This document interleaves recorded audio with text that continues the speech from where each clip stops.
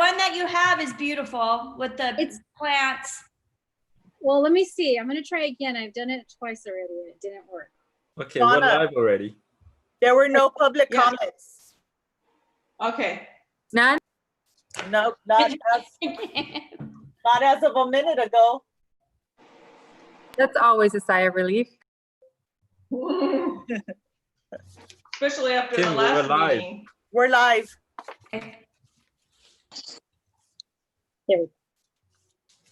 Sending the link to Ellen. She can't get in, so I'm trying.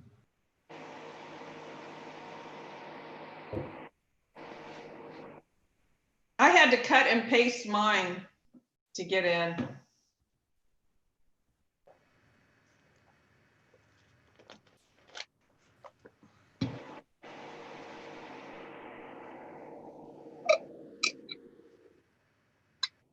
Oh, you got it, Melissa. Yes, I did. Finally. It's a little far. You can't see that it's Cloverleaf. What, did you go around and take pictures of It's all the okay. schools? Yeah. Okay, did we get Ellen or no?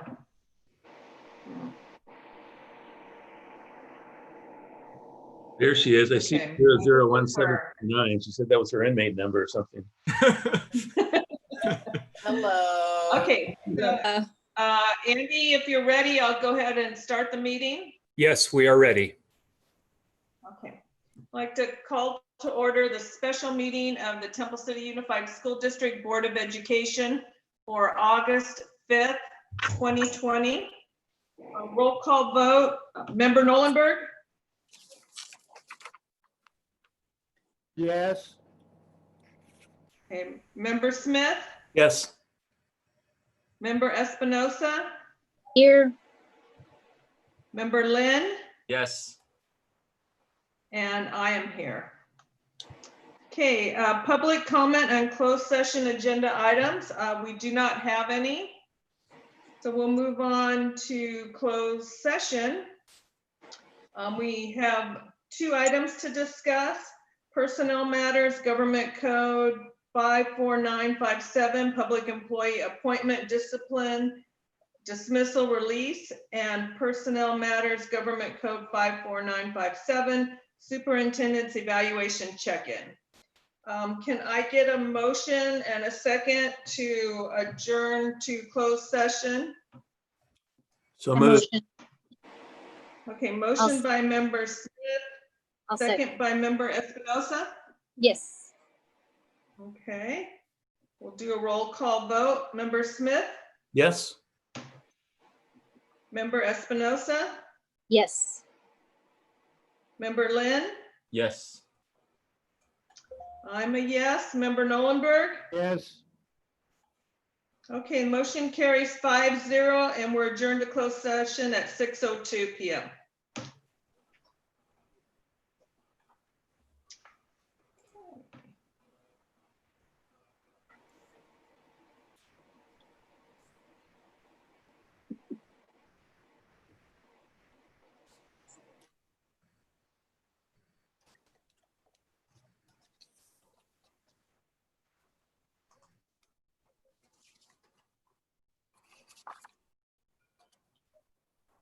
Nice hair, Marie. It's my natural hair. I'm trying to get used to it. It's so cute. Takes a while. I'm just learning not to blow dry it. My son's getting married tomorrow, Ellen. Oh, I forgot it's live. I'll tell you after. Congratulations. Thank you. Hope you're enjoying your summer. I am. Does Mary Ann need to be in closed session, Marie? I'm not sure. Let me text Kim and I don't think so. Okay. okay. So They'll tell you. Everybody should be in there then. No problem. Zoom changed it a little bit. You can actually assign them and then they don't even have to, I don't think they even have to accept. They just, boom, go in there. Oh, perfect. And Andy, check final site. We're still having that error. I just got an email. Yeah, I don't know. Nobody's admitting to making any changes while I was offline, but it was definitely working before that. So Something rerouted, I think. Somebody did something. yeah. Oh, Mac just gave me a call. You need to let her back on the meeting so then you can move her into close. Oh, I see that. Thanks, Andy. Okay, he's gonna move him on. And then she needs to be added to close, right? Yes, sir. I'll see you in a little bit. There you go.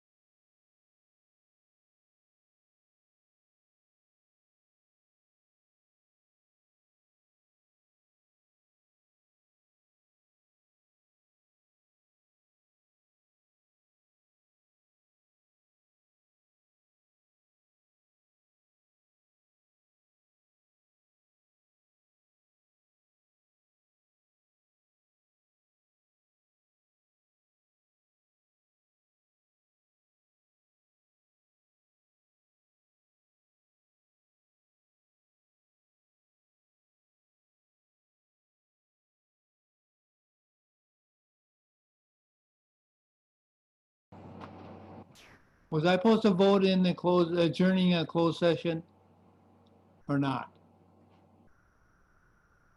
Donna's talking, but I can't hear her. No, we haven't got to that yet, Ken. Okay. We're still in recess. We don't start until 7.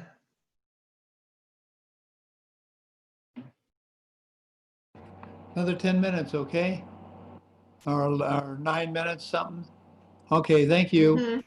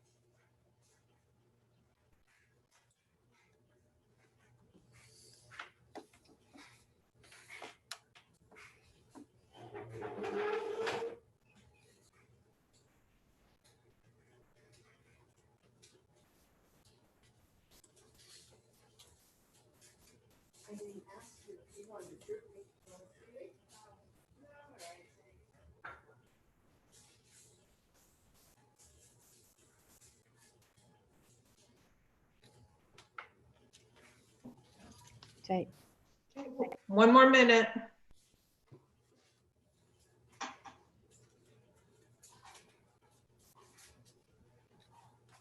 And when you get this in a restaurant, they put it in the bag. Well, they may have it, you know, however they have it, with a slice of orange on the side of the mug, because it is citrus based in some way. Oh. So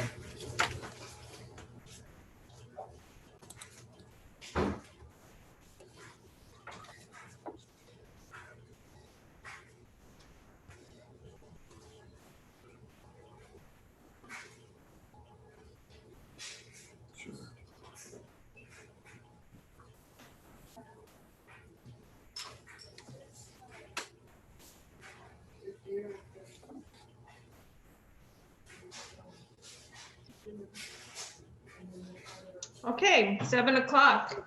So we'll reconvene to open session. Can I get a motion and a second, please? I'll make a motion. I'll second. Okay, motion by member Nolenberg, second by member Lynn. We'll do roll call vote. Member Espinosa, Yes. member Lynn, Yes. I am a yes. Member Nolenberg, Yes. member Smith. Yes.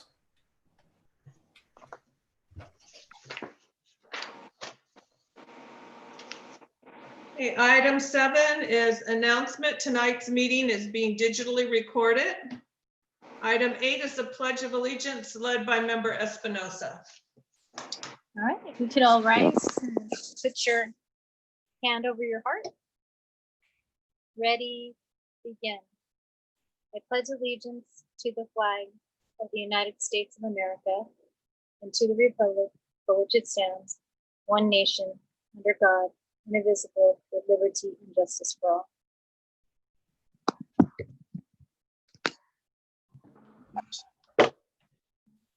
Thank you.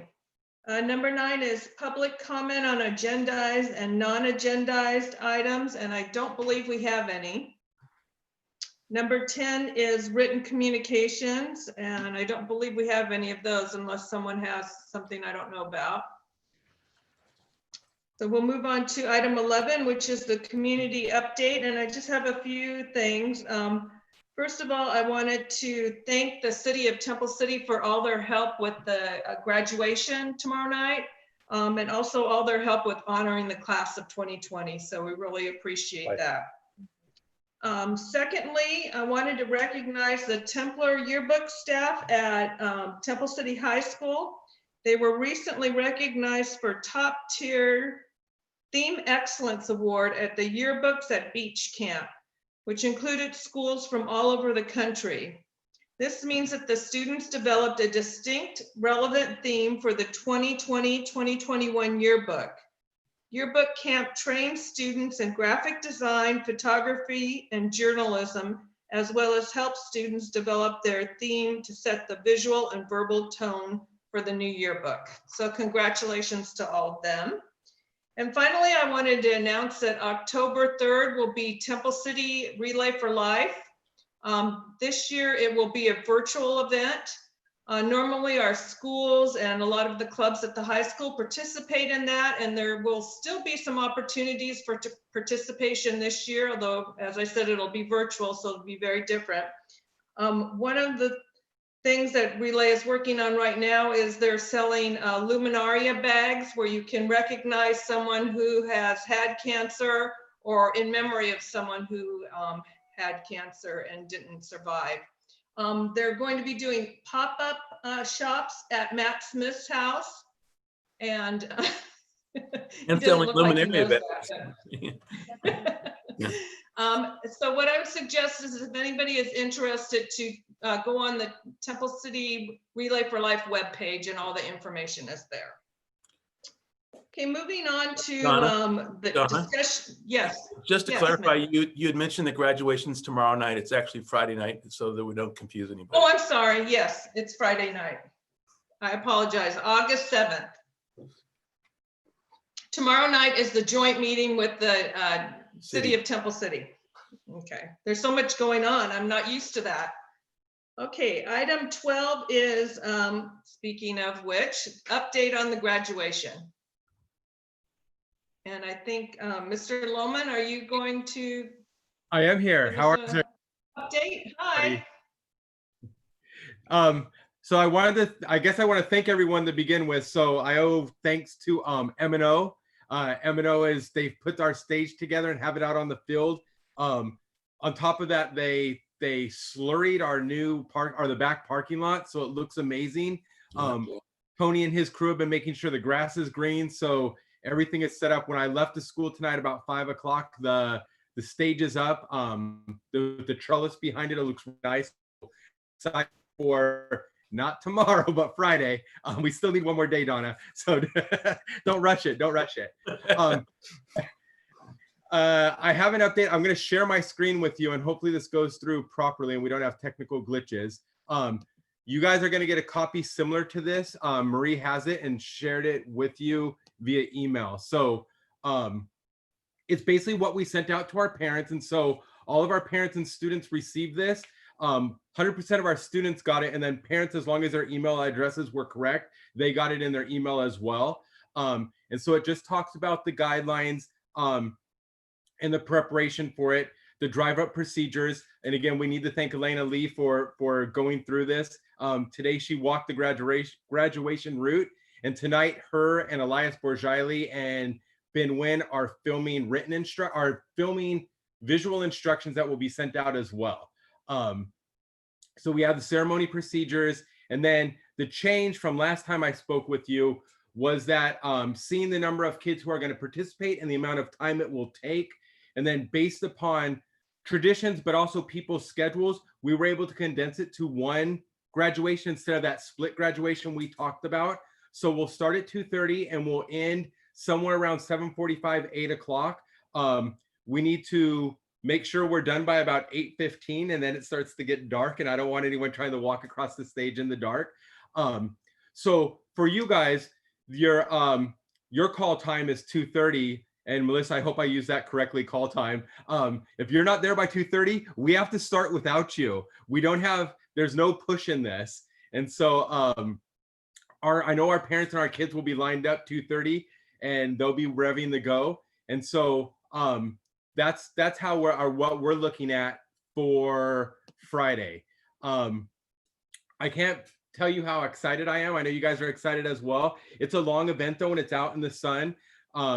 We have Marianne has procured us pop-up tents, so we'll have pop-up tents for you guys to be in the shade for some of the time. I'm not going to be able to, because of social distancing, have you all on the stage at one time, so we'll work in shifts, but we'll have a place for you. Bob Westgate and Jessica Gould have volunteered to make us lunch/dinner. So Bob was saying that he had a 17-pound brisket that he was smoking. And so I'm not sure if you're brisket fans, but brisket is one of my favorite foods. So we'll have brisket out there with some salads and stuff. We also have the staff lounge, which is nearby, which we could use as a cooling room. So we'll be in our gowns. If anyone gets overheated, we can move to the cooling rooms. One of the beauties, I think, of our parents and for our students is they get to sit in their air-conditioned cars now. And they're no longer sitting in the heated stadium, but they get to sit in their air-conditioned cars. And based on the route that Tony drew on the grass today for the parents to drive in, they're about, I don't know, maybe 6-7 feet from their graduates when they walk down the stage. So it'll be a very intimate affair for our students and their parents. Is there any questions I could answer? I know I hate opening up the door for questions. Melissa, remember, they're easy questions for me, not the hard ones. I got an easy one. Where do we park? So where do we park? The parking is a little tricky because they're slurring the front parking lot today. So you guys are going to actually park in the student parking lot, the north parking lot.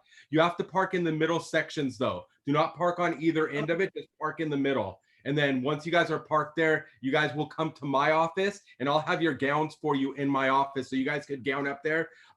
Tessie doesn't know this, but Tessie will be there with bobby pins and safety pins to help pin the hoods on your gowns. So she did volunteer to help, and that was Mary Ann's input today, that Tessie's usually that person. So she's gonna voluntold that one. Voluntold. Any other questions? Yes, one, I still haven't got all the doctors scheduled off for Friday yet. And so tomorrow morning, I gotta call a couple of doctors to see if I can get Friday free. But I'm not sure I will be able to move all the appointments.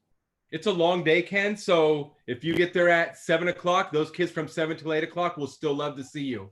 Okay, thank you. You're welcome. Okay, anything else? Well, thank you for all your hard work on this. I'm sure the students really appreciate it, and we're all looking forward to it. It is. So we sent out emails. We sent out 2 sets of emails to all of our students, and then we had a huge RSVP, either yes or no, the bulk of them saying yes. And then we had about 118 parents who didn't respond one way or the other, our students who didn't respond. And so we made phone calls and got either hold or left voicemails for everyone. So I'm expecting to see probably 450 kids on Friday between us and the Learning Center. So with the class of 484, 450 is amazing. When you take out the kids who have left the state and left the country, but also joined the military. So I feel like we're going to be well represented on Friday. Yes. Okay, any other questions for Mr. Lohman? Thank you so much. We'll see you You're on welcome. Friday. See you there. You're welcome. And like I said, I'll have your gowns. Hopefully I'll have all your gowns in my office. So Okay. you won't have to cart them back and forth. And then when you're done with the evening, I'll take them as well. Okay? Great. Hi, Thank guys. you. Thank Actually, you. I have one more question. Sure. You said call time is 2:30, but really the ceremony started at 2:30. So you're going to want 2:30. So yeah, so call time. You should probably be in my office about 2 if you need technical assistance with the gown from Tessie. Okay. And you're going to need technical assistance. I've done quite a few graduations. This will be my 6th or my 5th with Temple City, probably my 10th overall, and I can never get the hood on correct. So Tessie, we need you. Mhm. All right. Okay, guys. Anything Thank you. else? All right. Yeah, just thank one you. more. Sorry, Donna. Oh, one more. Mr. Right. So the Go ahead, Department of Mike. Health has a requirement on screener. We have to, anybody who checks into a campus will have to be screened. Is that something that we need to complete ahead of time? So you're not on my campus here in the parking lot. Okay.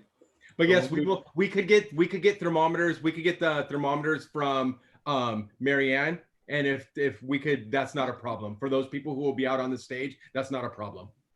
Okay, great. All right. Awesome. Mary Ann, we need the thermometers. Can deliver tomorrow morning for you and for Bob. Thank you. Batteries included. Anything We else? will test them out for you on Friday. Melissa, I felt like that Okay. was your question, Melissa. All right, guys. Thank you very much. All right, thank you. Bye.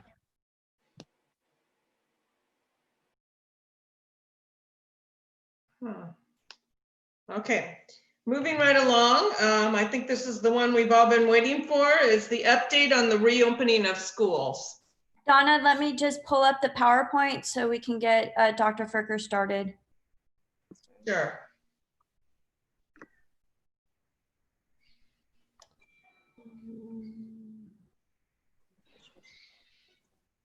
Can everyone see?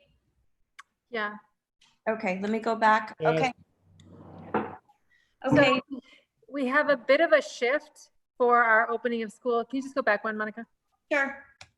Yeah, we have a bit of a shift moving into the fall semester.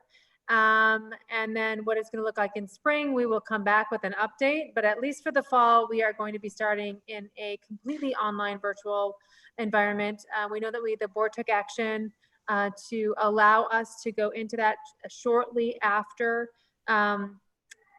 Governor Newsom actually put out a decree where any school district in any county that is on the watch list must start in a virtual environment. So we were waiting and anticipating on that, and then we had switched plans and switched gears to move into that virtual environment.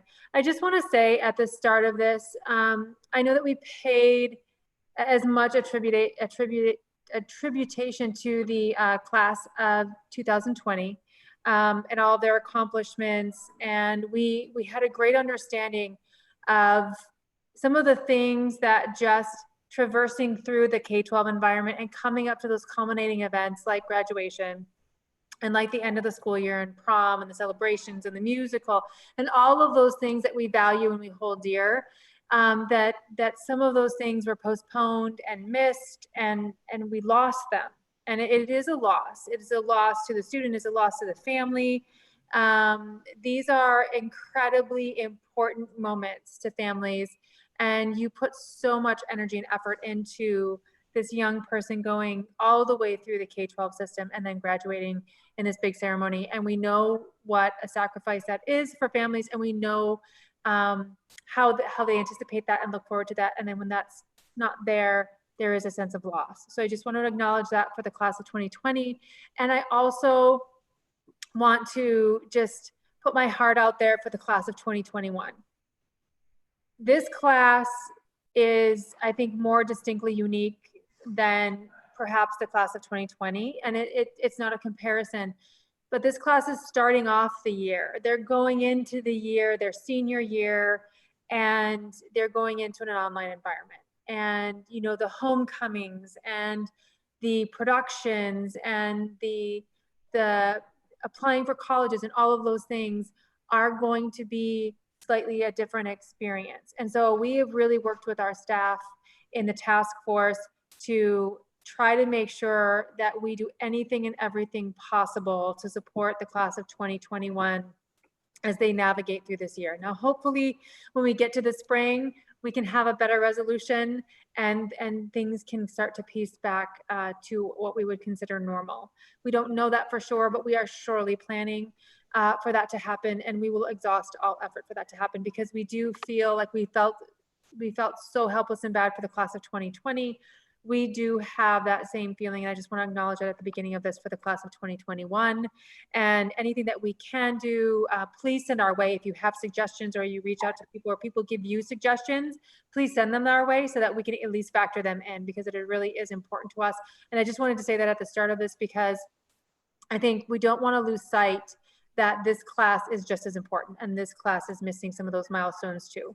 So anyway, before we get going, thank you for letting me say that. Okay, next slide. As we look at the opening of school, like I said before, we will be in 100% distant learning environment. We have literally been planning since April and May of last spring, both to open in a hybrid setting and or to open in a completely online distance learning setting. And some of the components that we have already passed through the board and had approval on in terms of technology improvements, upgrades, devices, Canvas and the learning management system, instructional technology, and then also curriculum that is now integrating.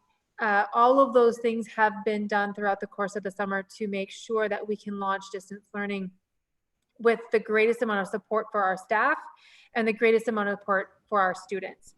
And so I just want to thank the TCUSD Technology Committee, who has really worked and advocated and let us know like what teachers need to be supported on the front line of technology and the delivery of curriculum instruction on a digital platform. And I also want to thank the superintendent's task force and the teams that were assembled, and the great conversation and the back and forth, and really diving in to look at all pieces of a schedule for elementary and secondary students, and then how to best support our staff in the delivery of the curriculum and the instruction, and then what that would look like for students, all the way through how do we train our parents and how do we communicate more efficiently and effectively with our parents when we are no longer face-to-face with them or we don't have the same set of sort of contact with them. So I do want to thank both of those groups for all of their hard work and effort. We could not have done that without you. And it really is this tremendous collaborative team where we are all working for the same outcome. So I want to thank everybody on those committees and the time that they put in. And then I also want to thank executive directors like Hannah Getty on the technology side and student services side. A lot of these, the things that we've tackled are student services related and making sure that we do provide social emotional support for students in addition to curriculum instruction, and that we also make sure that our staff is supported and our students are supported as we traverse going into an online, 100% online learning environment. I want to thank Dr. Mercedes Gomez for the work on curriculum instruction and looking at the schedules and the instructional minutes that we need to adhere to. And then I also want to include Dr. Tamar Katarayan for her work with special education and our specialized academic instruction and navigating all of the other components, whether students are in off-site facilities for learning, if they're in our SELPA programs, if they are actually in our TCUSD K-12 environment. So making sure that everyone's taken care of. Those three ladies have really pulled the heavy lifting this summer. And then I want to reach out and thank CSEA 823-105 and TCEA, all of the leadership that they have provided, the late night phone calls, the back and forth phone calls, the, oh, what about this phone call? And, you know, whether they're driving in the car or they're literally, you know, just kind of late at night, kind of attending to the questions. And as we kind of cross some of these bridges, they have been a tremendous support for us. As well as giving us critical feedback as to where to go, how to turn, and how to navigate some of these things with the best result possible, keeping our staff safety in mind and our student safety in mind, which is paramount to us, and the integrity of staff is paramount to me. And so those are the things that I will not compromise. My team did not compromise, and we've tried to put the best case forward. So thanking all those folks. And then finally, I do want to reach out and thank the Board of Education for all of your support and your trust and your guidance and your leadership.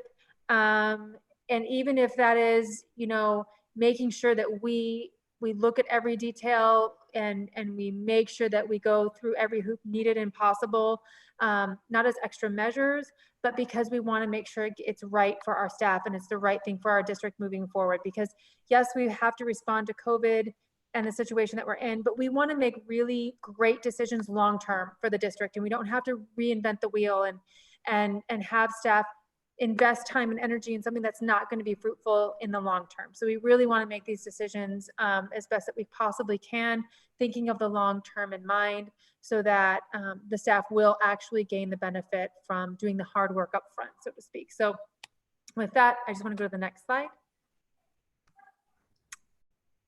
So the framework for reopening of schools is the same for personnel services. It's really the return to work and the protocols. I know that Monica's working on protocols and guidelines. The employee leaves and managing the employee leaves. As we go through this situation, we know that we have to manage leaves and subs, and we have to make sure that we have our bases covered. We worked with unions to make sure that if we have volunteer positions to transfer to temporarily a different position, we worked through some of those things. And then we will build, Monica will touch on those plans a little bit later on. The illness contact tracing to make sure that, you know, should we have staff on site, and we're going to open our sites to staff, but we still have to have the personal protective protocols and the guidelines put in place and the contact tracing put in place should somebody become infected or have symptomology and they actually were on a school site. So we have all of that Monica's going to touch on, and then training and communication, which are going to be ongoing through this year, both for COVID training and then also for cultural inclusion and community service, or I mean customer service. So she's going to touch on a couple of those points later on.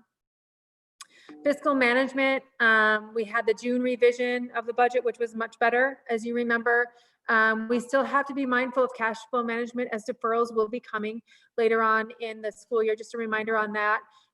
We are reserve spending, making sure that we do have enough in our reserve to cover, and if not, working with business and fiscal services and Marianne Sorrell to make sure that we have a secondary plan in place for the district to cover our spending and cash flow management, and then non-reserve spending.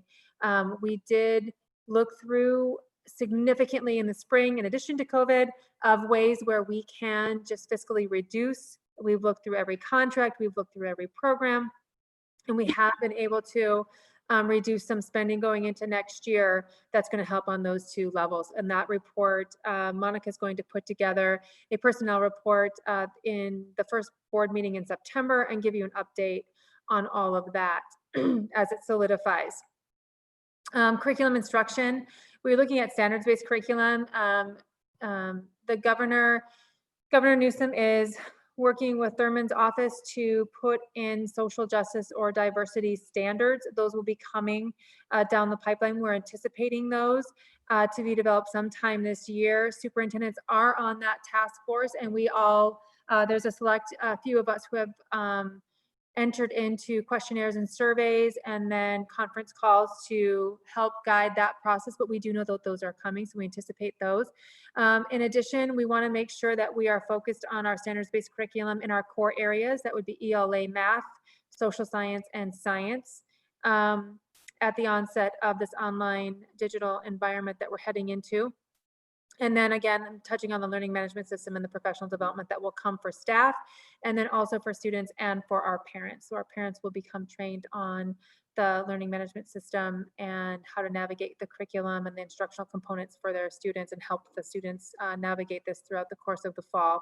And then finally, the safety, security, the facility safety, making sure that we have those personal protective shields and plexiglass stations, workstations defined, that social distancing will be in order, and we have signs located on campus to provide guidance and direction for staff. And then symptom monitoring, like I had mentioned before, but then reporting to the state. So we're looking forward to the director of enterprise, as they will need to correspond with state agencies, Department of Public Health, and make sure that we report any students or staff that we are aware of that have symptomology or have a positive test result. And then we do the contact tracing so that we can accurately keep people as safe as possible. And then finally, that personal protective equipment, and then the guidelines from personnel and the training from personnel as to how to make sure that we are creating safe environments for ourselves. And then the coworkers should, we be on campus. Certificated staff, Monica's going to talk a little bit more on certificated staff and their ability to come in off campus, and then the classified staff that will obviously need to be on campus at certain points to complete their job. Next slide. 1 second, my computer's acting a little funky. Okay, 1 sec.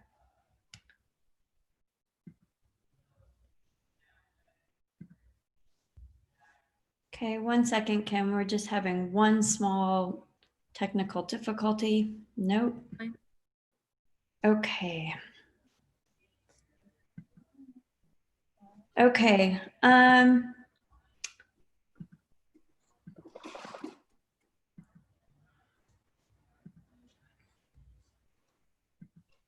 Okay, fingers crossed. Okay. We can see it's just really small. Yeah, it's just a frozen screen. I'm so sorry. I'm trying to work backwards and fix it. No such luck. Okay. Monica, you want me to share it? Let me try to get rid of it one more time and open it right back up. Hannah, I think it's just because of it just might be the connection. You want me to go ahead and share it then? 1 second.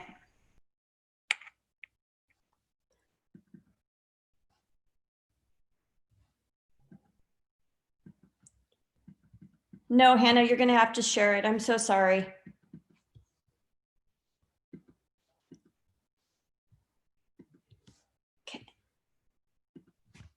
Hannah, can you please share? It's not going up.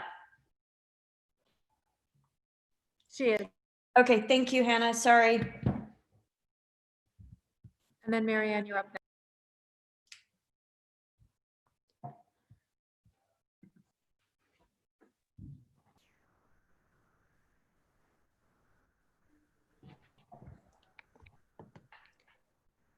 Okay.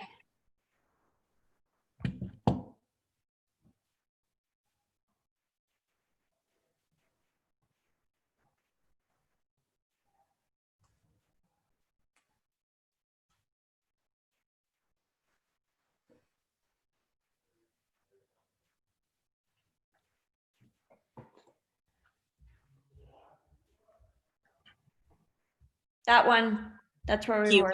Thank you. So with regard to safety measures, Business Services has procured the following items to ensure the health and safety of all staff and students. We started purchasing 2 days after the closure. We knew that everybody would be competing for this material, and some of it has just come in within the last month or so, and a lot of districts around us are still waiting for theirs to come in. So we have masks. We have 65,000 in the warehouse for staff and students. Adult size are in the warehouse right now, and child size are en route. They should be here in the next week or so. We have face shields, 450. Those are for testing, like the LPAC testing, special education teachers and staff, and the health staff. We also have disposable gowns. Depending on what a person's role is, the special education folks need them as well as the health staff. And we have gloves for custodial, food services, and health staff. So thermometers, we have 120, and they're the, I hate to say gun style, but I don't know what else to call them, where you don't have, they're non-contact thermometers, and we do have 120. Each site will be receiving some tomorrow in the morning, so they'll be good to go when staff returns next week. They're very, very easy to use, and they take the temperature quite quickly. We have plexiglass barriers that the M&O staff has put together. We have them for LPAC testing based on parameters from Mercedes. We have them in front offices, and that was based on asking folks, you know, what their preference was. We're still discussing with Ed Services what the best would be for teachers. Since the students aren't coming back yet, we do have some time to finalize those and provide what they think will be best for them when students do come back. We're also working with several different vendors on the thermal temperature monitoring. And basically it's a station that you walk past. You get about a foot to a foot and a half from it, and it takes your temperature. It'll do each person in 2 to 3 seconds. So they work, I have tested them myself. They work quite nicely. Just trying to get a better price from people. So I'm trying to get a couple of people to compete. Some do not provide a physical correction. So they're too tall for our smallest students. So those won't work. Some of them just aren't adjustable. So we're narrowing down all of those features. Some you can't use outside, and we need to be able to use them outside at the entrance point at each site. So that's helping us to narrow the vendors. The state is also allocating PPE to the districts. They can't tell us quite how much we're getting or exactly what materials we're getting yet, but it's at LACO, and LACO's going to begin distributing next week. And they're going to start with the largest districts first. So we'll be kind of toward the back of the line. It sounds like it's masks and gloves, but they really can't tell us exactly what we're getting. So maintenance and operation has worked with site administration and custodial personnel to enhance the sanitizing of classrooms, offices, and multipurpose areas to be in compliance with the LA County Department of Health guidelines. We've purchased electrostatic sanitizing sprayers for all sites. You can clean a classroom in about 5 minutes with these, and that's all touch points within those spaces. It takes about 3 seconds to dry. The particular chemical that we purchased has a very nice smell. We've had some good feedback from people, so it doesn't smell like some cleaning products do. Again, it does dry quite quickly, and they move quite quickly. Wall-mounted hand sanitizers have been placed in each classroom, central office space, and multi-purpose room. I had a couple questions this week that they're all mounted, but like, where was the actual hand sanitizer?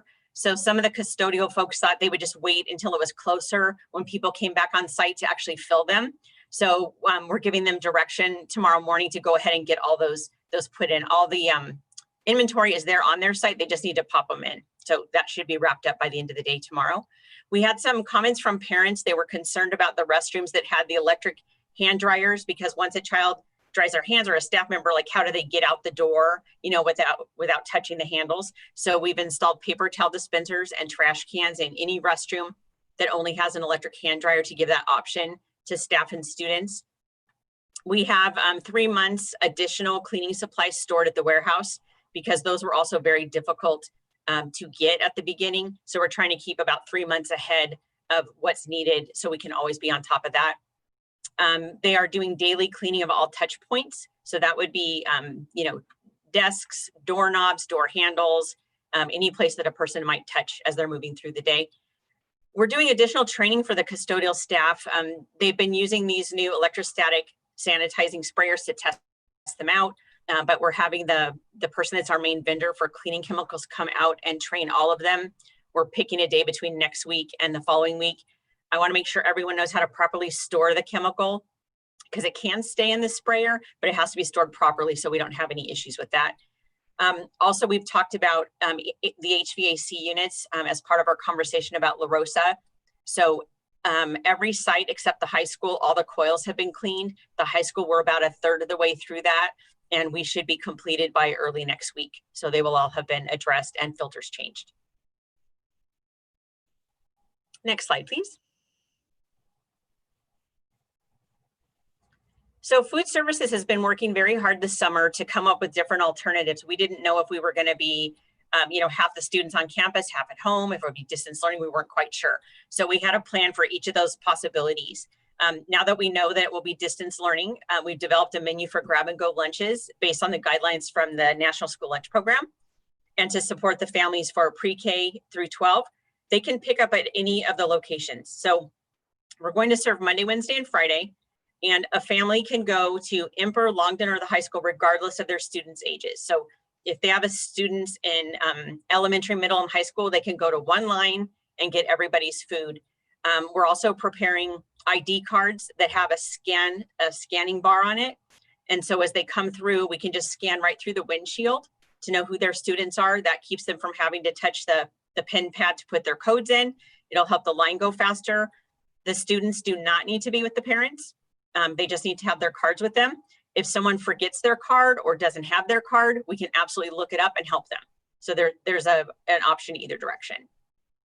And all of their food is prepackaged, and that's to reduce you know, contact with the food as it's being prepared.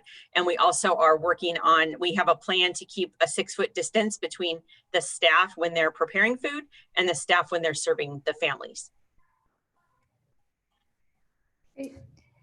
Okay, so moving into curriculum and instruction and instructional technology, really using Ed Code that has come through for distance learning and the Senate bill to make sure we're following guidelines.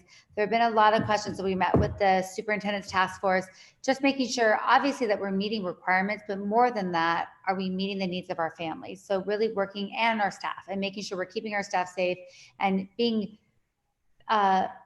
considerate of what everybody is still dealing with with COVID, right? Because our teachers, a lot of them have children who are not in school. So making sure that we're trying to accommodate everybody in every way so that we can continue rigorous education, that we're moving forward to make sure that we're getting our kiddos up to where they need to be. So as we look at the Senate bill and we look at the minimum requirements for the daily instruction, that was sort of our guide.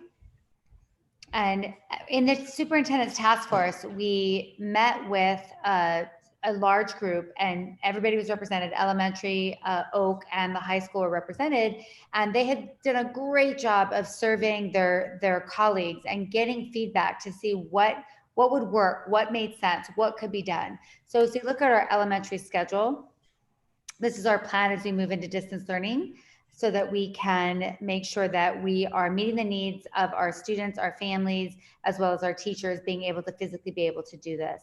We also, as we design these schedules, we considered that, we all know, who knows what's gonna happen in November, December as we move. We just don't know. Can we come back?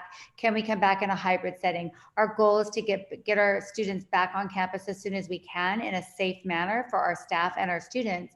And when we can do that, if we take a schedule we've been working on and have to change it all, it just makes it harder for everybody. So we tried to look at a schedule that would work in a distance learning setting, and then also transition to a hybrid model as well. So as we look at our elementary schedule, this is what we have come up with. This is a balance between both synchronous and asynchronous teaching and learning. Right. Okay. And then our OAK schedule is in a block model, and same at the high school. They try to stay very similar to the high school, considering our families that might have students in elementary, OAK, and the high school.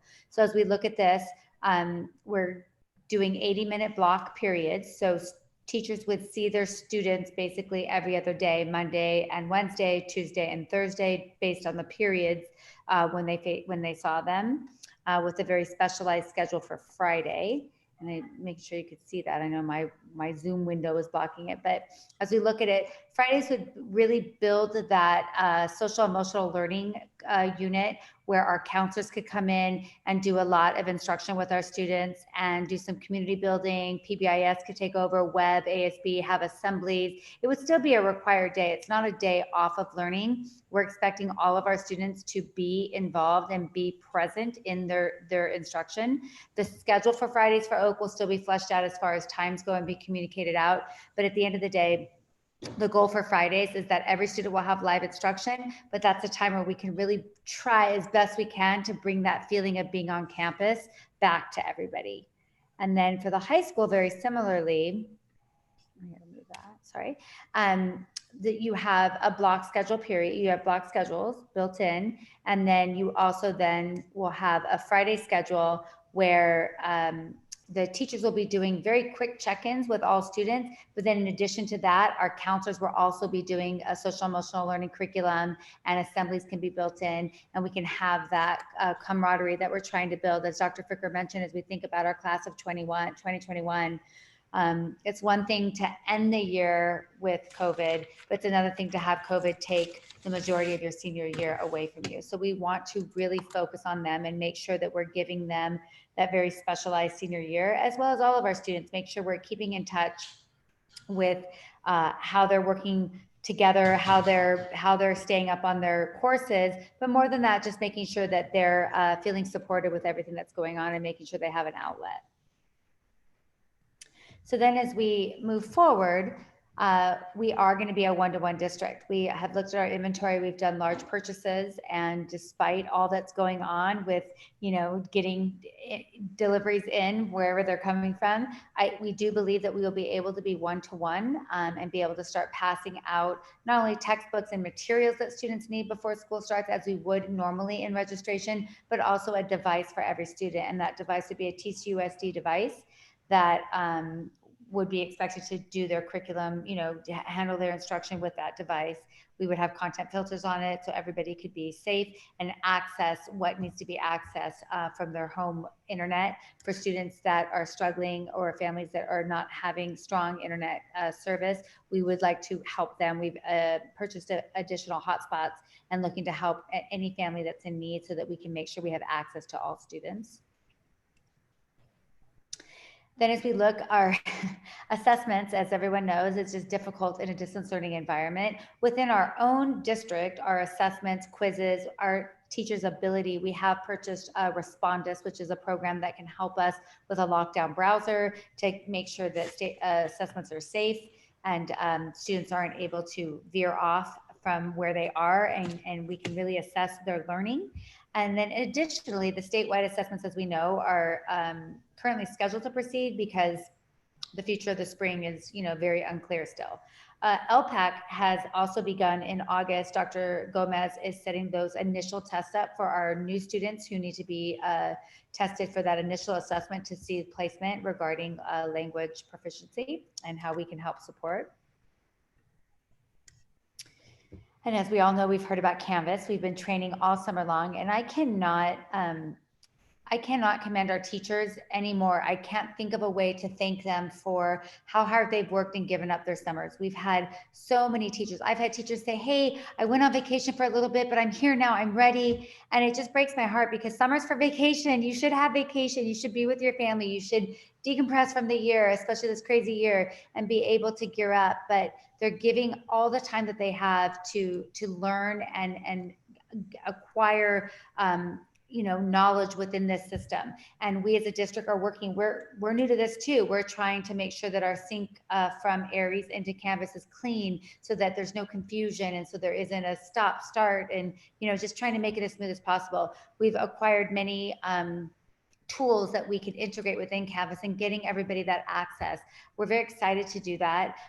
Within Canvas, teachers will have an analytics program and access to reports where they can quickly see who's engaged, how long are students taking, who's logging in and not showing back up. All of these components that for teachers were very difficult in the spring to have to figure out who am I missing, who logged in for a second and never came back, or who turned things in. And just making sure that we are supporting in every way possible to make this as easy as possible as we can, because it is going to be difficult. And so then really focusing on the tools that we have, we're using our approved curriculum that's been in place. Our McGraw-Hill's Wonder and StudySync. Wonders is our ELA component for our elementary students, and then StudySync, Oak had done a new adoption and the high school is piloting now. And we are able to integrate these into Canvas. Our teachers are very excited for us to get that integration done. But again, we want to make sure it's smooth and makes sense and it's not, it's not disjointed. So we're working on that to make it as easy and user-friendly as possible.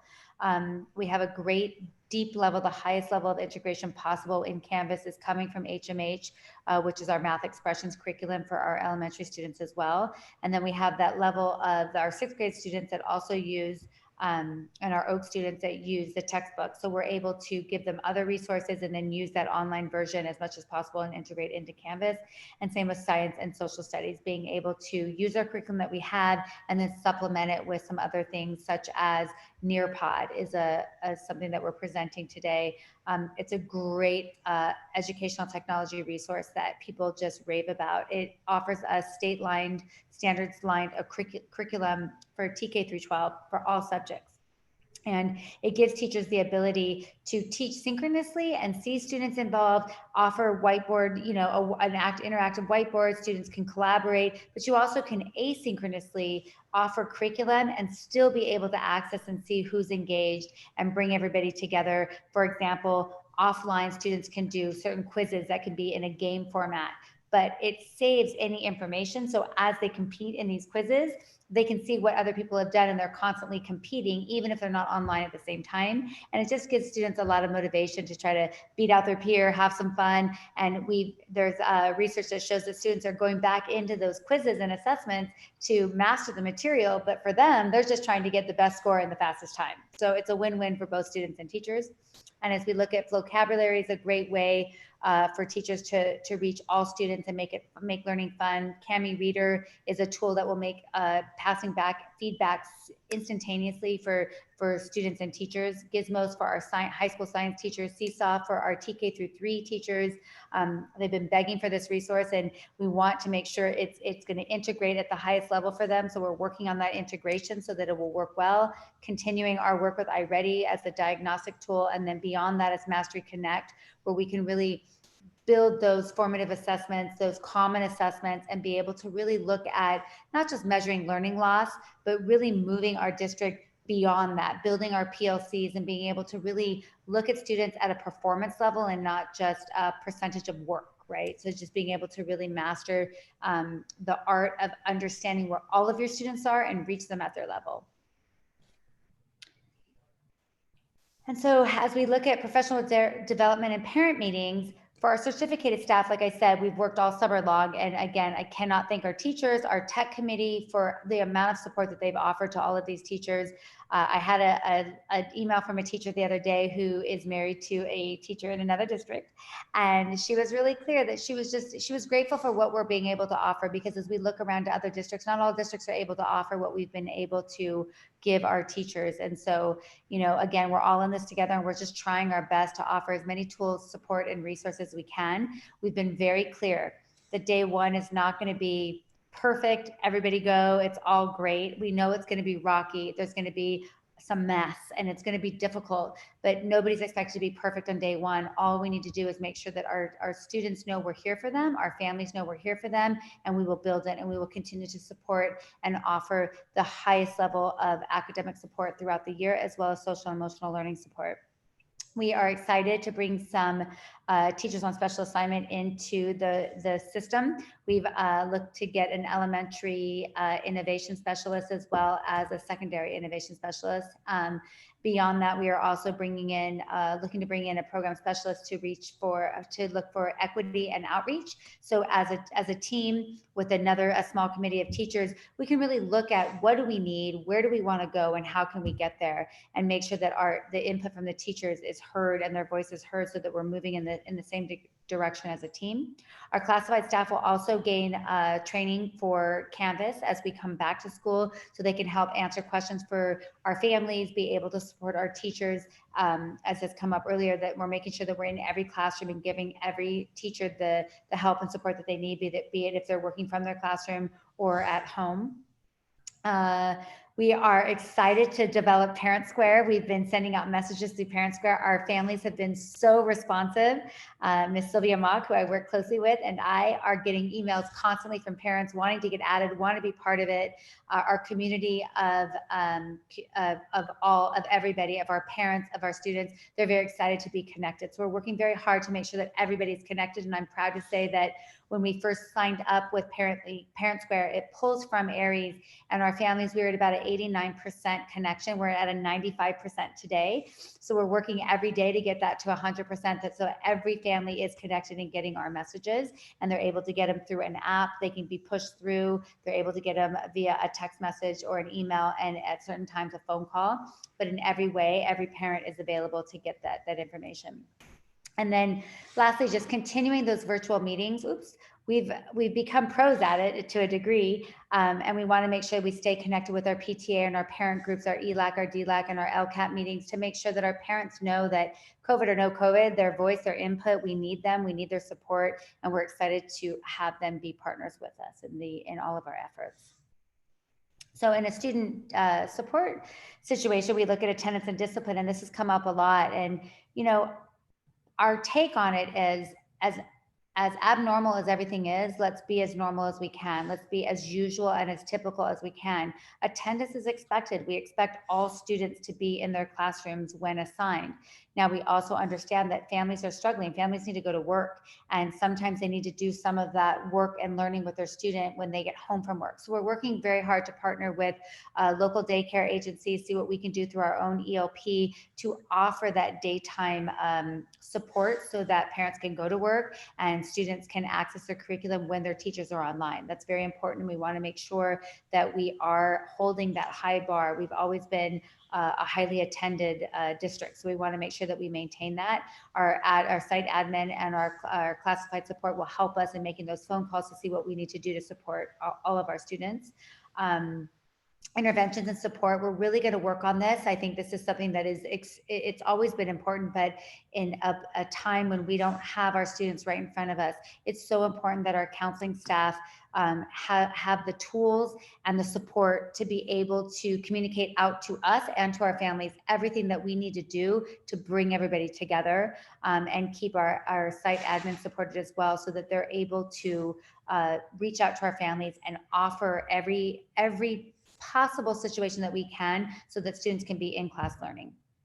And discipline, it doesn't go away. It's just different now. So really enforcing that digital citizenship, I really commend the tech committee. We have a few members on our tech committee who have taken on the first few weeks of school, that students need to learn how to behave in the classroom. You do that in a normal beginning of school. A teacher's job is to build community and teach what are the expectations in that classroom. What do I expect from you? And that's no different. Digital citizenship is something that needs to be taught and give students a chance to learn it. So we're going to work on having a clear matrix of expectations, continuing our PBIS matrix of expectations, and celebrating our students' successes, and making sure that we, again, are offering those interventions support and keeping our parents communicated, keeping our parents connected and keeping that communication with our parents open so that we're making sure that we are offering every learner the chance to be successful in this digital environment. Thank you, Hannah. Now I just want to give a brief update on personnel services. We are currently completing all classified and certificated hiring and onboarding. I really have to thank the Personnel Commission, TCEA, CSEA, Student Support Services for really coming together to do a great deal of hiring in the last few weeks. We have hired over 10 to 12 teachers, certificated teachers, elementary and high school level. We've hired the band and choir. We are hiring staff that is sole purpose is to support our certificated staff. And I know Hannah mentioned the TOSAs of innovation at the elementary and secondary level, making sure our counseling teams are fully at capacity. In terms of classified, we are in the process of hiring our director of fiscal. We will finish that up this week. We will also be in the process of hiring a supervisor of grounds, a supervisor of custodial and facilities and maintenance to make sure our campuses work as effectively as safe as possible. We have deployed our tech to school sites to provide our staff full technical support. So there's a lot of paperwork and a lot of interviews, and everyone has really pitched in. The next classified agenda and certificated agenda will be full of our new TCUSD family members as everything goes through the DOJ and the fingerprints get approved. So we're looking forward to having them join our staff. So I do want to just take the time to say thank you on that. Just a reminder, we will be working on assignment of classified support staff during the distance learning that work outside of the classroom. Open enrollment and benefits are coming. Juris, Lucy, and Lily will be sending out announcements for that. We are currently working on leaves and substitutes. Please, staff members, if there's any specific COVID leave questions, please email or call me. And then we have annual training. We have mandated reporter. We have our anti-harassment for all staff. We have Title IX once they finish finalizing it. And then, as Dr. Fricker said, we're going to work and including staff training ongoing through the year for both classified and certificated staff. Hannah, can you one more slide, please? Working on site. We have been working quickly to make our sites ready for our staff to be able to come on and prepare for the beginning of the year. We're working on doing that this coming week. Our goal is to safely open and maintain the district office and all school sites for staff. We will periodically and routinely send out safety guidelines and training for the safety protocols. Anytime anyone's on site, when you're on a group or in an office, you are wearing your mask, you are maintaining your 6 feet social distancing. I know that is hard when we've been not with each other for 6 months, and it's going to be tempting to get close to talk, but just for everybody's safety and wellness, 6 feet. We are working, and I know this is very hard for educators and the people who support us, for designated clutter-free workspace so our custodians can clean as well and as effectively as possible. Marianne and I are working on the temperature checks and health questionnaire screening so we can tap into who's not feeling well, who's well enough to come on campus.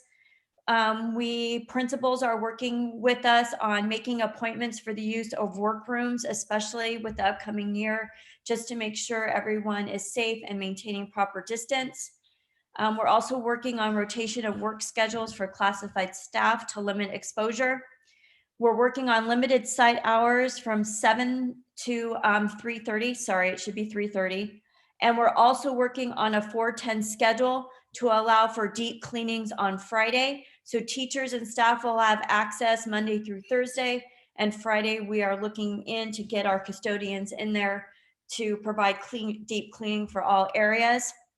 And then in the midst of all of it, just in case one of us does become ill with COVID-19, we will work to contact trace to make sure we get everyone that person might have been exposed to and work through the proper safety and return procedures there. Thank you, Hannah. Okay, I'm going to move on to special ed. During distance learning, a student's IEP will be implemented as written. The waivers have not been released. Education Code 56345 requires an IEP to include description of the means in which the IEP will be provided under emergency conditions. Basically, this will occur at the student's next regular scheduled IEP, which is their annual or triannual. The CDE will consider school closure as an exceptional circumstance for causing delay for purpose of LEA compliance. Prior written notice letters will be sent to all parents in the area of the plan during closure to address the offer of FAPE, options for related services, options for assessments not requiring face-to-face interactions.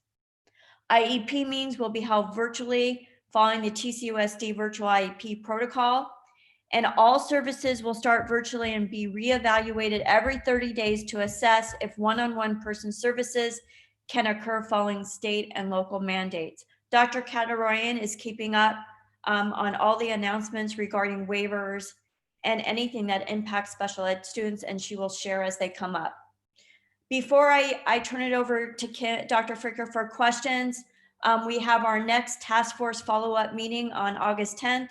To meet with the group to just cover all bases with the schedules and to figure out if there's any loopholes or issues that need to be addressed before the start of the school year.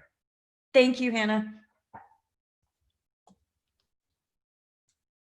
So Dr. Fricker, Hannah and I would like to open it up for any questions. All the training will be done by computer, or will it be one-on-one? Oh, So sorry. there will be a variety. There will be pre-formatted, like web-based training that student or staff will log into and then go through the training to acquire their training that way. And then there will be the availability with the instructional coaches, those TOSA positions, for one-on-one assistance with staff, and to help them navigate and train them on the instructional components that, or the software tools that they will be needing and using to perform their instruction. So, Thank sorry, you. go ahead. I thought you were done. No, I'm good. Okay, question from people in the community that I've talked to. One of the questions that has come up is, we've talked about devices for every student. Is it advised that even if you have your own device, that you use a TCUSD device?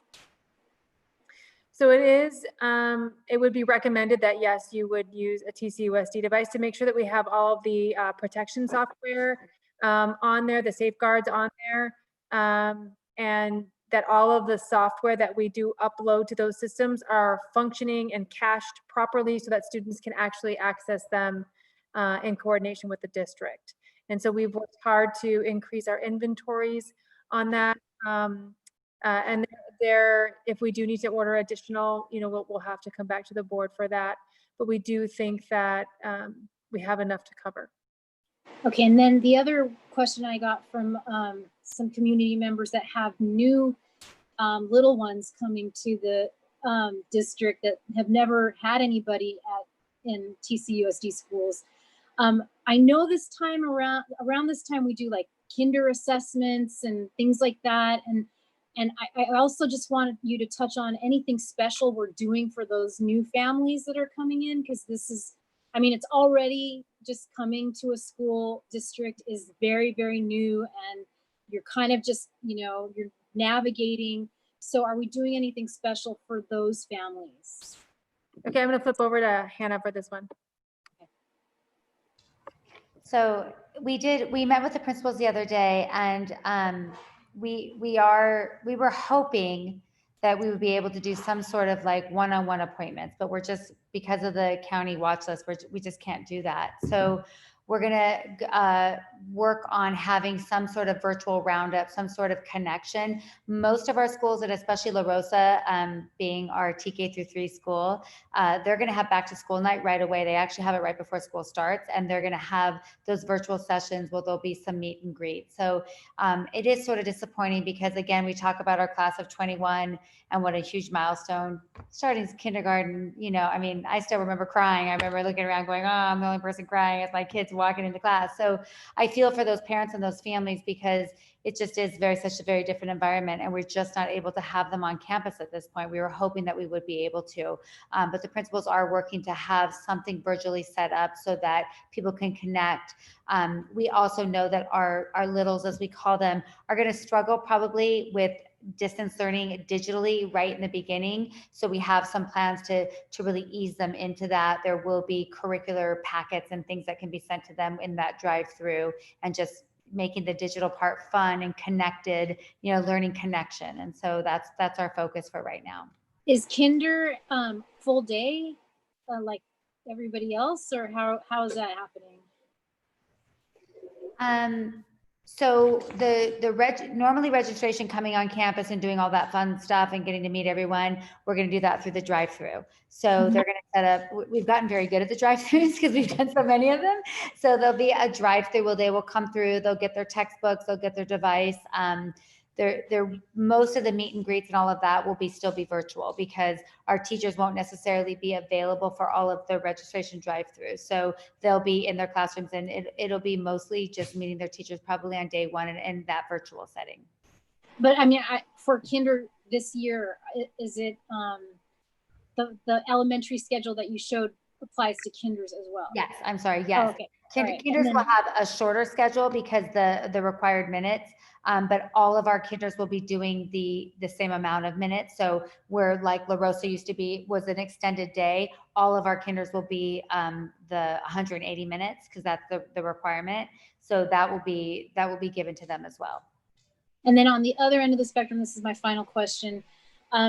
There were a lot of like SAT type scheduled events that were going to happen on campus. Are those all canceled through December? Yes. Okay. They are, and the universities have been clear that the SATs and ACTs are not requirements for the class of 2021. Okay. Thank you. Okay, I have a question, or a couple of them. Regarding the lunches, so for going forward, we know we don't have the federal waiver, correct? So the students are going to have to qualify in order to get the lunches? So you can either qualify for a free and reduced and come through the line, or you could purchase if people are interested. Hannah put together a survey to parents to find out like who was interested. So she's been sharing those numbers with us so we can plan. But it's not a waiver as it was for March through June, where it was just given to whomever came through line. Okay. And going back to the training of the parents, you mentioned the parent square. What about training for Canvas? When will parents get that, and how is that going to be done? So we're putting together a few videos. So there's tutorial videos that can always be accessed, but we do plan to hold live sessions, especially for our families that may prefer to have it done in Mandarin or in Spanish. We want to be able to offer that as well.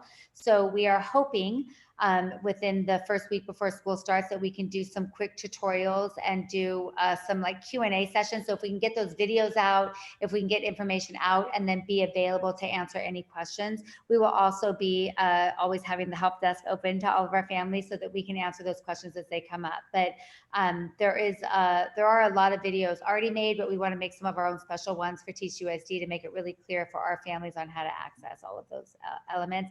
In addition to some training on iReady, because iReady is something that we would use as a diagnostic tool to see where students are so that we can prescribe lessons and teach them at their level and get them to the next level.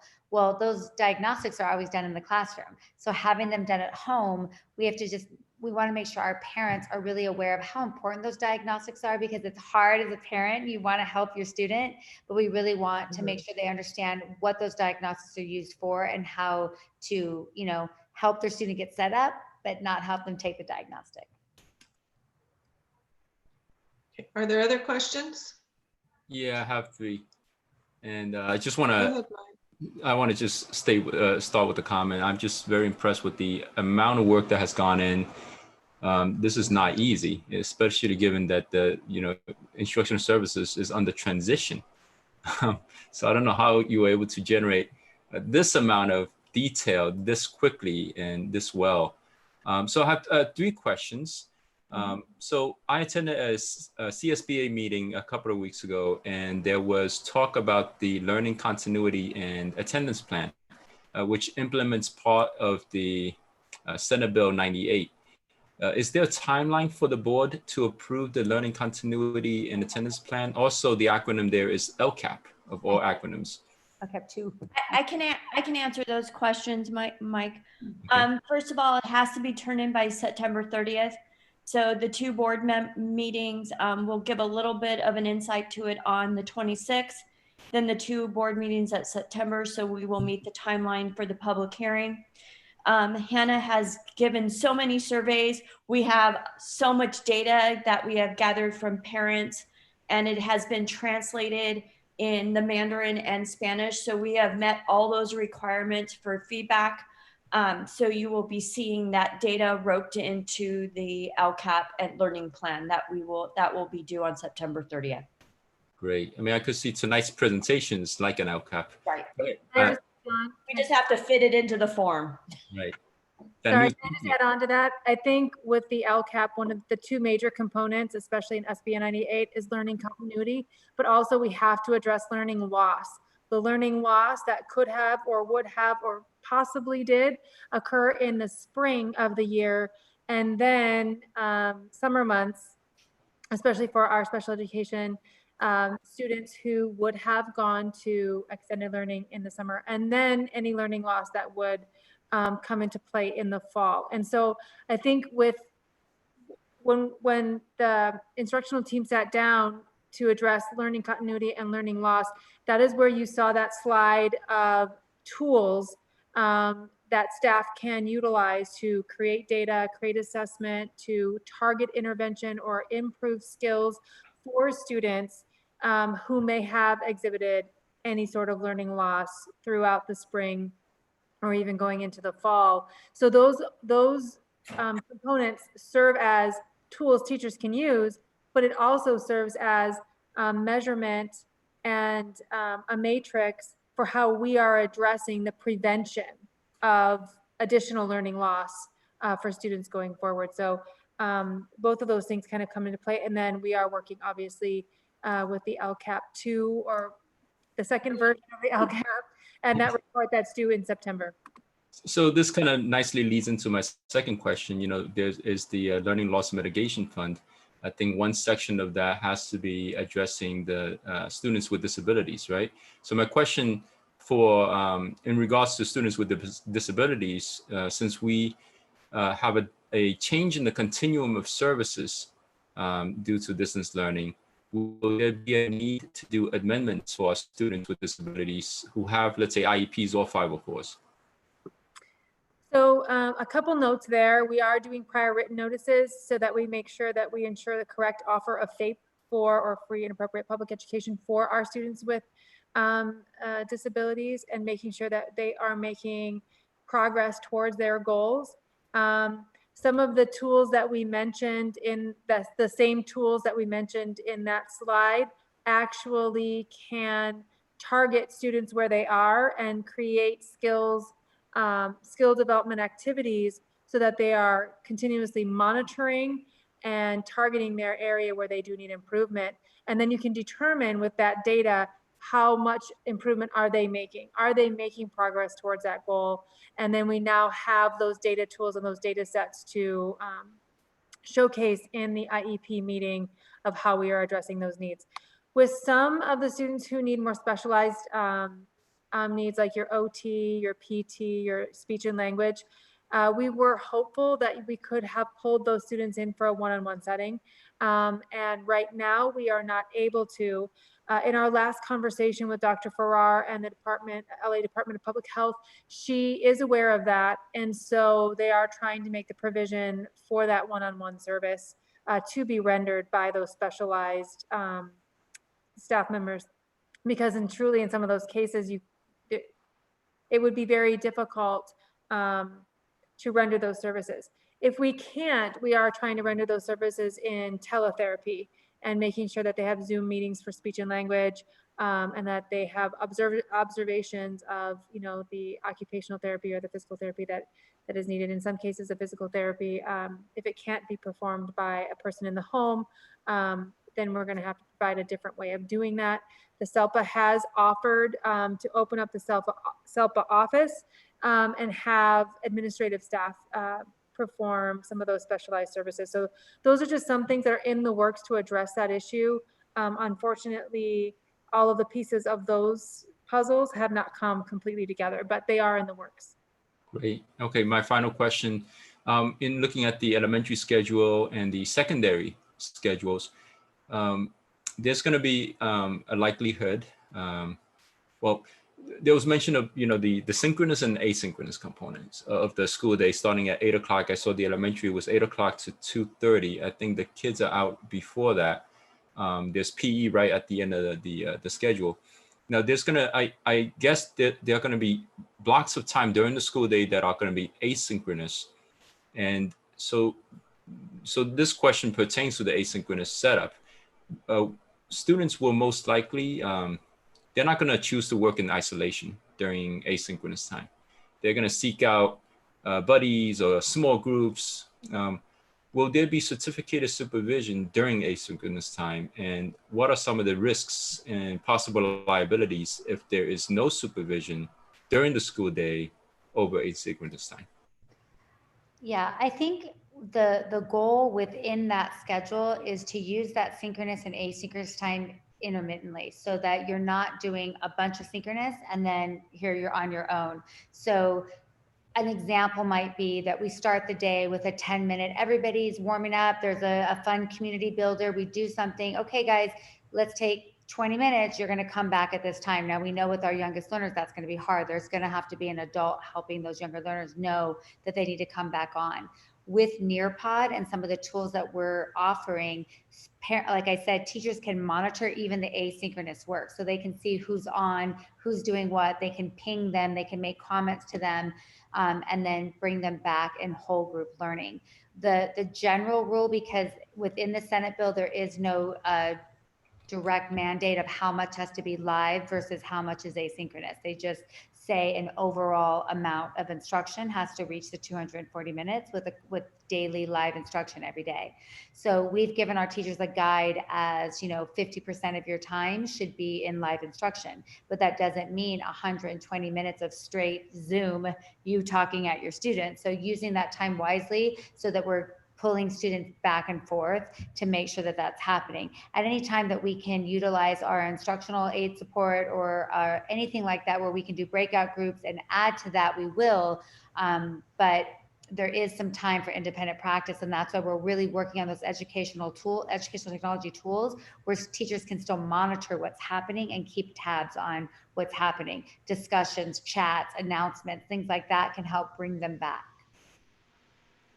Okay, thank you. Sure. Matt, did you have a question? Actually, yeah, I got a message on my iPhone from a parent who had the question, so I'll ask that. It says, can someone explain when special ed services like RSP will be done? You want to talk about that or want me to? Okay. So, yeah, we've worked with that where we're really working for, depending on the needs of each student. So students that our goal as a district is to have our students included, right? And to make sure they're in our general education setting as often as possible. So what we are hoping to do is make sure that those RSP teachers, as we would call them, or our mild mod teachers, would be able to push into the classroom just as they normally would. So if there's a Zoom meeting and there might be students in that classroom that need that support of that teacher teacher would be within that classroom setting. If there's small group instruction that may happen, then we can do breakout rooms and we can pull students into that as well. But our goal on the district side of it is to make sure that that teacher has as much access as the general ed teacher, so that they can see how students are performing. They can see the analytics of student participation. And then the services, goes back to what Dr. Fricker was saying, as students require certain services, be it speech or maybe occupational therapy, then those would still occur in that normal setting that they would for any student. But our goal is to keep the classroom as typical as possible and as, abnormal of the setting as it is. So giving that teacher that access to all of his or her students is our job through Canvas, and making sure that our settings from Aries into Canvas are super clean so that she can access, or he can access, the grade book, the analytics, and making sure that they're on top of those students and giving them the support that they need. I had one other question, and it's just for clarification. In terms of grading, we don't have the hold harmless that we had before. So students should expect that they're going to be graded as if they were at school. 100%. And that is something that we have to really communicate to our students and to their families, because it is just a very different setting. And we want to make sure that everybody knows, and especially when we consider for all of our students, grades are important. They motivate us. The feedback is extremely important as we're developing skills, but our high school students are going on to college, and those grades are a final transcript. So we need to make sure that we're communicating that and offering every intervention possible. And as soon as the county watch list, we look better and we can have students come on, our goal is any students that are showing that they're not progressing, if we can get them in person, if we can do anything to help small group instruction, anything like that is our number one focus, to make sure that those grades are not harmed, that we can help all of our students. Thank you. Any more questions? Okay, I did have a couple things. First, I wanted to commend the staff for the creative and engaging programs that you purchased to provide to the teachers as additional teaching tools. They sound really interesting. And I was wondering if maybe at some point after school starts, if maybe we could get a little demo of how that works with a student. And I think it'd be really interesting to see and to get their viewpoint on how they like it. And then the last question I had was, how is enrollment? That's a great question. Thank you. Enrollment is really great on one day and scary on the next day. And what I mean by that is we get an influx of all these students. We're like, oh, great. The word's out. We're really on top of this distance learning. And then the next day, we might have students that are moving out of the country. We might have students that are moving to another city. We might have, for example, we've had a few kindergarten families that just said, you know what, I have to have the childcare during the day. I'm going to keep them out of school, actually, but please hold my spot for first grade. So there's a lot of different things going on. That's why I think the childcare aspect, I hope to get some clarity as to what we are allowed to offer and then what we can handle. We've got a couple partnerships open that we're trying to reach out to other vendors, so to speak, where we can help support our families, maybe subsidize, maybe help our, do something, I don't know, offer our campus if we have room. To be able to support those families, because I think that is the hardest thing for families, is to understand what they're going to do. We do the parent survey. I get tons of responses that say, please don't open the doors. Please keep our students home. I'm not coming back until a vaccine. Then the next parent says, please open your doors. My student needs to come on day one. It's just so difficult because we're all over the place, and it's understandable.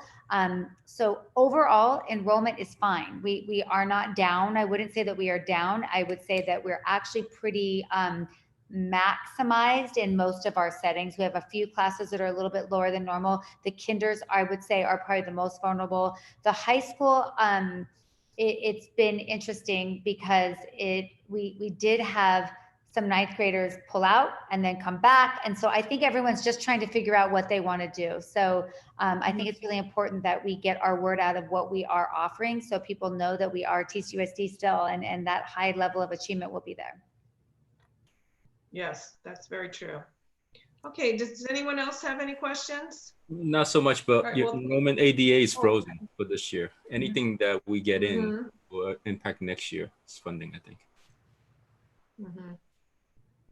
Okay. Thank you very much. That was a very interesting and informative presentation. Fabulous. We'll move on to item 14, which is approve the 45-day budget revision to the 2020-2021 budget. And Mary Ann, do you want to explain to us what that is? You're on mute. Thank you. Let me bring it up for you.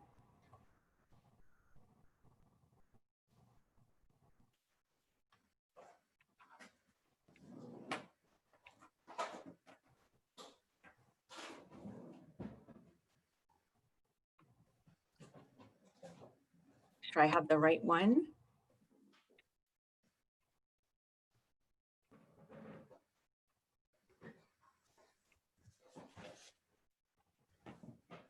Okay, can you see that? Yeah. Okay. Oh, my lights just went out.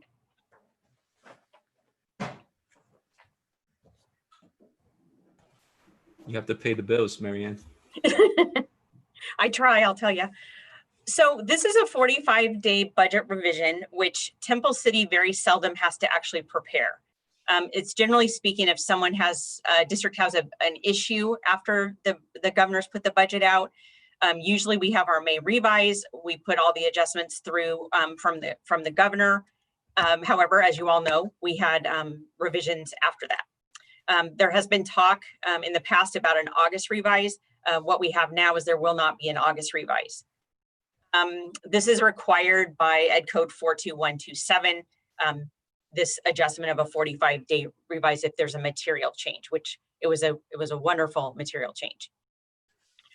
So what you have in front of you on the left column is the board approved budget when we looked at it together in June. And the middle column is the 45-day revise. And then the column on the right is explaining any changes that are made. So the primary changes, of course, are revenue. We were expecting an increase of about $4 million. It's slightly under that. Just a few days ago, they took $100,000 back out of EPA. So that's why that's adjusted. When we come down to expenditures, we've made a couple of revisions in certificated and classified salaries, and of course the benefits that go along with those. That's related to some teaching positions that didn't need to be filled based on enrollment. Also some of the new positions that have been added, some positions that aren't being filled at the district office, and a little bit from the classified study. The other adjustment you'll see is in books and supplies and other operating. And that's a $20,000 increase in contracts for some of the new contracts that we have coming through that had not been accounted for at the time that we put the June budget together. The negative in transfer out is a reduction of $4,297. And that's the amount that goes over into our deferred maintenance. And because the expenditures have gone down, there's an equal amount, a 3% reduction in the amount that goes over to return routine maintenance. So this next slide is showing you the estimated actuals for 1920, what our projected 2021 is based on the 45-day revise. So the other part about the 45-day revise that's different than our normal first interim, second interim, or budget is it goes through the SACS state accounting system. The accounting system for the state does not allow for this 45-day revise. So there's no way for us to make adjustments to those 2 out years because the software isn't there. So 21 and 22, 21, 22 and 22, 23 will show the same as they did in June. And those will be updated for you when we put together the first interim. I just want to explain why those look a little strange and haven't been adjusted. We do have a hold harmless for ADA for 2021. Absolutely. We do not have a hold harmless for 21, 22. So when we look at what actual enrollment looks like, say October, then we'll use those numbers to do our projections for 21, 22 and 22, 23. So this is just showing the revenue, comparing the 45-day revise to the original budget that came to the board. This is the 45-day revise. The big change there is LCFF. Same slides, comparing expenditures. There's minor changes in certificate and classified salaries, books and supplies, and other operating, which we just reviewed. Any questions? Okay, oops, sorry. Can I get a motion and a second to approve? Move to approve. Second.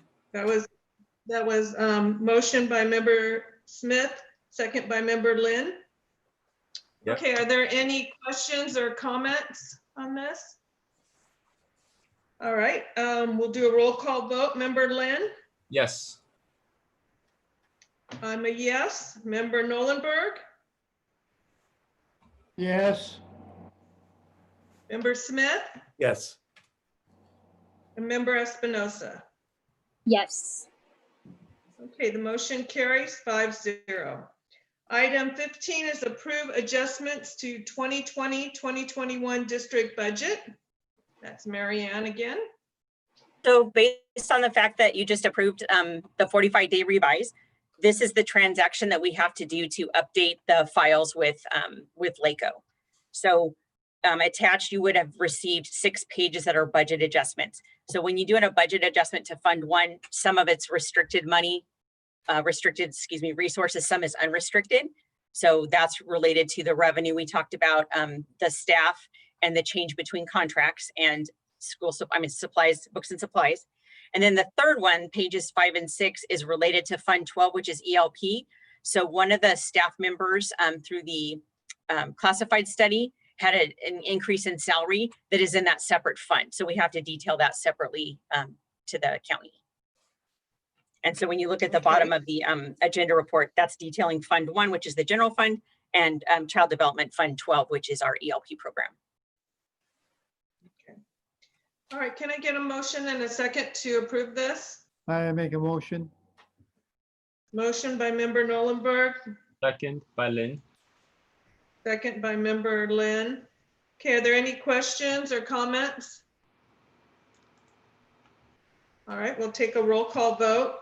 I'm a yes. Member Nolenberg, Yes. member Smith, Yes. member Espinosa, Yes. and member Lynn. Yes. Okay, the motion carries 5-0. Item 16 is approve waiving community service learning hours for Temple City High School for the 2020-2021 school year. And Hannah, are you going to explain that one to us? Yeah, we wanted to present both for the 2021 school year as well as the graduates of 2022. And the reason we bring this up is because even though there was action taken earlier in the year, last few months ago, to lower the requirement, we know that the options available to students to be able to earn these hours is very limited. And it starts to I would say, uncover an issue of access. So some of the students who can do these hours may have more access than other students who can't. And we don't want to build that disparity among our students. So we're asking for them to be waived for the graduates of 21 and the graduates of 2022. However, that is what we're asking for. As we move forward, we're not looking to get rid of the tradition and what we want our graduates to partake in, but we are going to use this opportunity to build some input from our teachers and counseling staff and others to maybe make those community service learning hours more meaningful and be able to see if we can create something for our graduates where they're engaged and maybe partaking in giving back to their community, maybe be taking more of an activist role in such social justice concerns and building those senior project type things that still can be done in times of COVID or even without having that time as a 10th or an 11th grader. So while we ask you to waive them for these graduates to sort of ease that anxiety, we're not without hope of something else. We'd like to create something else that gives our seniors that meaningful experience where graduating from TCUSD actually is more than just getting a diploma and a transcript for college. Hannah, I noticed on the agenda, though, it only specifies 2020, 2021 school year. It doesn't say anything about 2022. Does it So say I- in the summary for both classes? I apologize. It might say it in the That's heading. the staff report. In the Sorry. report, it says both years. Staff report. I Okay, apologize. Very last sentence of it. Yeah. Okay, I'm not sure, though, that it would be appropriate for us to approve that when wasn't on the agenda. Okay. Because someone looking at the agenda and maybe if they had a problem with it, they wouldn't have noticed it. So I think maybe that the one for the following year, we need to do another meeting. Okay. All right, so can I get a motion and a second for this one, please? Move to approve as amended or as stated. Second. Okay, motion by member Smith. Was that you, Melissa? Yes. Second? Okay, second by member Espinosa. Is there any questions or comments? I had one thing, you know, there may have been some students who have already completed their 100 hours.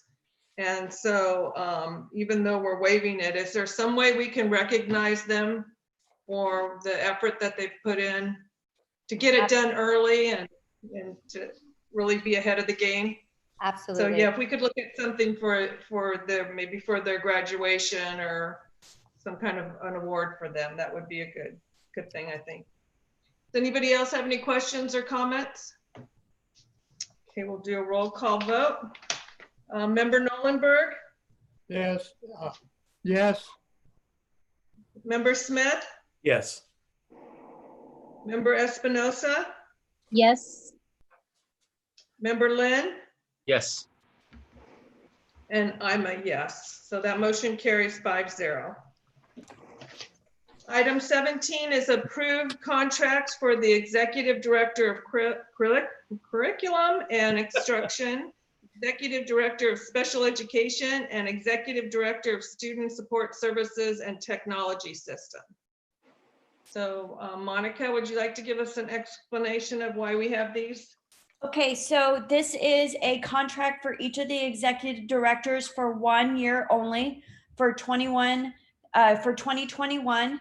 It's limited to 1 year because, as I've explained before, that when a certificated management position is not on a contract, if they overwork their number of work days, which the executive directors have because of the COVID emergency, they've had to work far beyond their work year.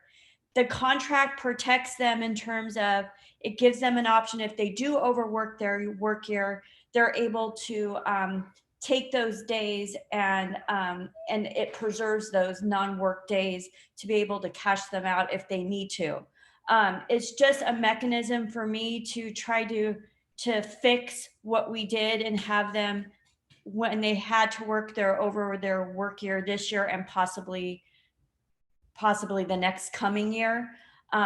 We do not intend to extend it beyond next year because we can rectify the problem this year.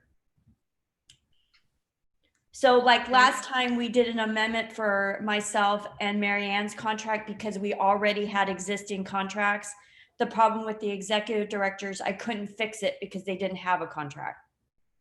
So very limited in scope, just takes it for a year to solve that problem. Okay, can I get a motion and a second? I'll make the motion. I'll second. Motion by member Nolenberg. I'm sorry, who was the second, Matt? Yes. Was that you? Yes, it was. Okay, second by member Smith. Are there any questions or comments about this? Yes, Matt. So I noticed this last meeting when we approved the other ones, and I neglected to mention it then. I'll mention it now. Under item 5 in all 3 of these, it talks about the evaluation. It says the director shall at least annually. Wouldn't that be the superintendent? And shouldn't that be changed accordingly? I'm sorry, Matt, which one are you talking about? On all 3, number 5 for evaluation under all 3, it says the director shall at least annually, and it should be the superintendent. Let me check that out because these were from legal, so let me check that.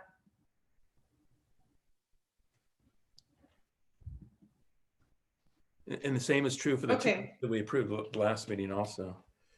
All right, well. Okay, well, if we have to. I will make make any that corrections. adjustment. Okay, any other questions or comments? We'll take a vote. Member Smith, Yes. Member Espinosa, Yes. Member Lynn, Yes. I'm a yes. Member Nolenberg, Yes. and motion carries 5-0. Thank you. Item 18 is approve classified study and recommendation, all new hires as of July 1st, 2020 for any position within the supervisors of maintenance of operations category, which includes supervisor of facilities and maintenance, supervisor of grounds, and supervisor of custodial services, will receive the same wage increase provided under Article 4, Section 1, and health and welfare benefits provided under Article 8 of the California School Employees Association 823 labor contract. Monica, you want to explain that one to us? Unintended consequence of the CPS or the classified study is they suggested that we have 3 different supervisors, one of custodial, one of grounds, and one of facilities and maintenance. Traditionally, CSEA 105, 823, and TCEA have always, or probably 90% of the time, have always had the same wage and compensation and health and benefits increase. However, last year, the groups separated in terms of negotiations and had very different results for the different three different union groups. We have a Me Too clause for management, whether it's classified or certificated. And usually everyone has gotten the same, but this year there was a difference between the 3. So we decided management to go through and adopt the TCEA wage and health and benefits increase on that one. However, moving forward, I need to rectify that because when the 3 unions are different, there could be a problem in terms of losing compensation when you move to a management position. And our first instance is that we see it in 823. So for example, someone that is moving from a 823 grounds or custodial position into the supervisor position would lose the cash in lieu benefit, which is, Marianne, correct me if I'm wrong, $9,250 if they adopt the TCEA management one. And we do not want people to have a less of a benefits package when moving to a supervisory role. So as we move forward in the negotiations process, the process will be very easy to fix. But the problem is right now we are in the process of hiring 3 supervisors, and I do not want them to lose the benefits they currently have just because they're taking a supervisory role. I know it's really confusing, but usually most districts, if you were in CSEA 823 and moved to a supervisory role, you just keep that benefit. And then the same with certificated, you go along with the certificated. We were just always the same in terms of what we bargained for, but now we're not. So we kind of have to clean that up. And any questions regarding that, because I know it is confusing. Okay, well, let's do a motion and a second first. Someone like to make the motion? I'll motion. Okay, I'll make the motion. Is there a second? I'll second it. Okay, second by member Nolenberg. All right, now do we have questions or comments about that? Okay, then we'll go ahead and vote. Member Espinosa? Yes. Member Lynn? Yes. I'm a yes. Member Nolenberg? Yes. And member Smith? Yes. Okay, that motion carries 5-0. Next is our consent calendar. They're routine items approved by one motion and one vote unless a member of the board or audience requests that any item be reviewed and voted upon separately. So does anybody have any requests? All right, would someone like to make a motion to approve? I'll make the motion to approve 19, 20, and 21. Okay, motion by member Nolenberg, second. Second. Second by member Lynn.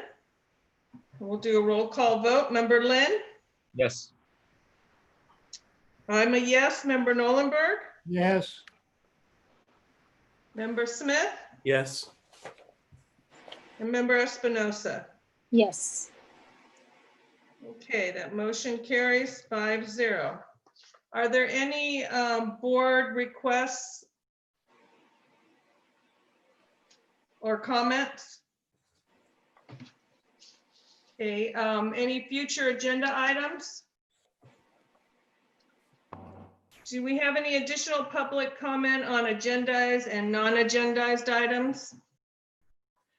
None. Okay, we'll move on to adjournment. I just want to remind everybody tomorrow night is the joint meeting with the city of Temple City. Oh, I'm sorry, Matt. Can I just ask one Did thing? you have something? Yeah, I didn't realize that there would be back to school activities where drive-throughs and whatnot. And can we get a schedule of that with when they're being held at what sites? I'd just like to know. Also, Yes, good idea. also a general question is, can we set have more notice of the meetings that are coming up than one day? Especially when you have to schedule a doctor and you have to do it 2 or 3 weeks in advance. And then all of a sudden somebody has a meeting or something. Okay, well, I think that the staff has done a pretty good job of that. The Yeah, but joint they meeting always, for the tomorrow. meetings always wait till the last minute. Like there's a meeting tomorrow for all the principals, I think, isn't there? What's that got to do with us? I don't know, but I'm not sure what that has to do with us. When is it? No, never mind. Okay, all right, so, yeah, there is a joint meeting tomorrow. It's been on the calendar for a while. It'll be at 6:30. I just wanted to point out to everybody that the city is hosting this meeting and they do theirs a little different than we do, but you are welcome to join in and you are welcome to make public comments. So with that, would someone like to make a motion to adjourn at 8:44 p.m.? I'll make the motion. Okay, motion by member Nolenberg, second by member Espinosa. Yes. Okay, roll call vote. Member Nolenberg, Yes. member Smith, Yes. member Espinosa, Yes. member Lynn, Yes. and I am a yes. So that motion carries 5-0. We are adjourned. We'll see everybody tomorrow night. Thank you. Bye. Thank you. Thank you, everyone. Thank you very much. Thank you. Good night.